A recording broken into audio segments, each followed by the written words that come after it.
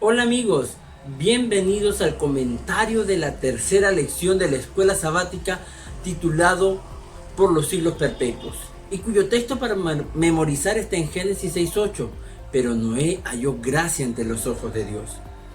Las bacterias son organismos tan pequeños que solo se pueden ver a través de un microscopio.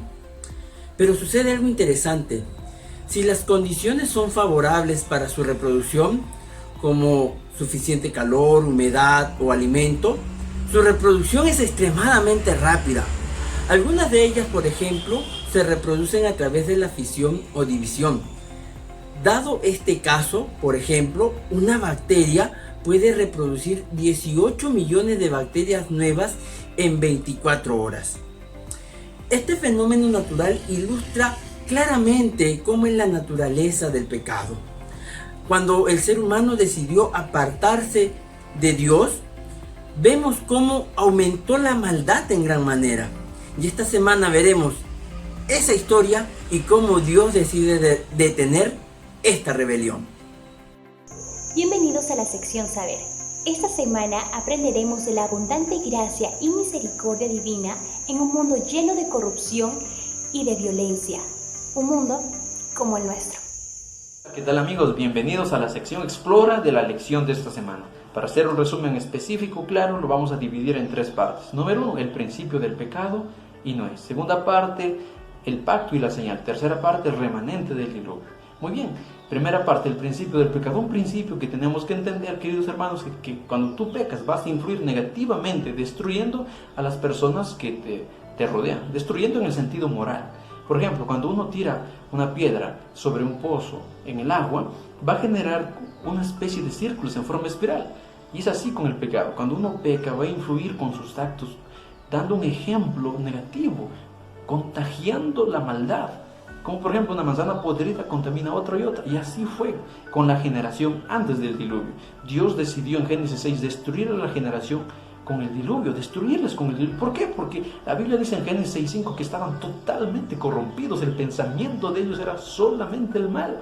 ¿Y por qué había llegado esa generación así? Porque Caín, luego que mató a su hermano en Génesis capítulo 4, lo podemos ver, él se decidió alejar de sus padres, de Dios, y vivió a su manera. Y él influyó negativamente sobre sus hijos. Fue un mal ejemplo Caín. No se arrepintió. Dios le dio la vida para arrepentirse, pero él lo usó para mal. Sus hijos, sus nietos fueron como él, rebeldes. Así que Dios decidió destruirlos. No obstante, Dios decidió hacer un pacto con un ser humano. Y ahí vamos a ver a Noé. Noé fue hallado como una luz en medio de la oscuridad.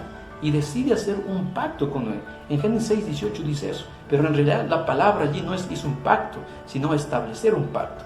Y la palabra establecer, ¿qué quiere decir? Que está confirmando el pacto que Dios ya había hecho con Adán de salvación, de redención.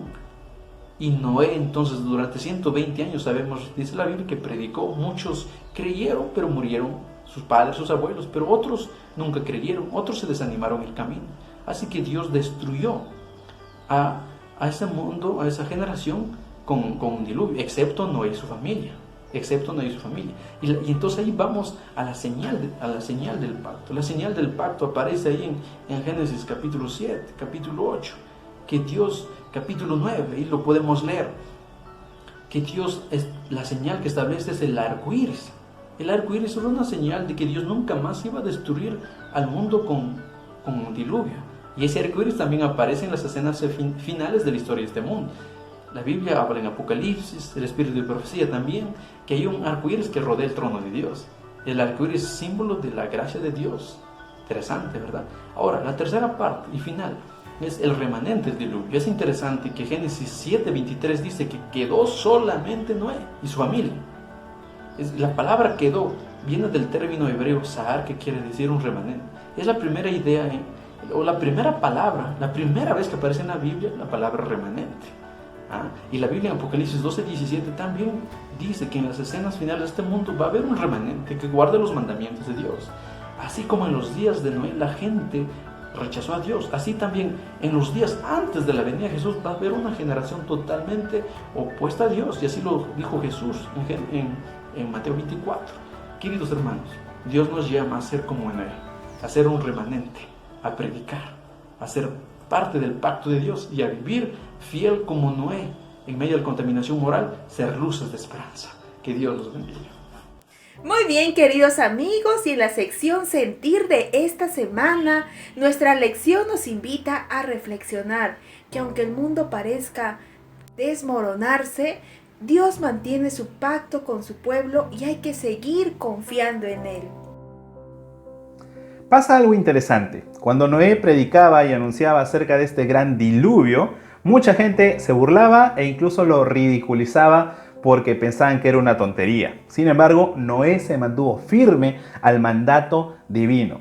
¿Será que tú y yo, nosotros, la iglesia, tenemos esa capacidad de resiliencia que tuvo Noé para poder soportar el trato negativo que podemos obtener justamente por la predicación de nuestra fe? ¡Qué interesante! Según Romanos capítulo 12, versículo 2, nosotros somos llamados a no amoldarnos a este mundo, sino más bien a ser transformados y también a transformar el mundo tal como lo hizo Noé. Ahora, te pregunto, esto es algo para aplicar en nuestra vida. ¿Qué cosas podemos aprender de la vida de Noé en nuestras vidas que nos permita no caer en el pecado de la conformidad? Respóndelo junto a tu escuela sabática. Te invito a entregar la vida a Dios y abrir nuestro corazón a su amor en respuesta al pacto de Dios. Comparte con tu grupo o tus amigos de esperanza acerca de tu fe y confianza en Dios en los momentos difíciles e inevitables, a que puedan ellos aceptar más a Dios mediante estudios bíblicos.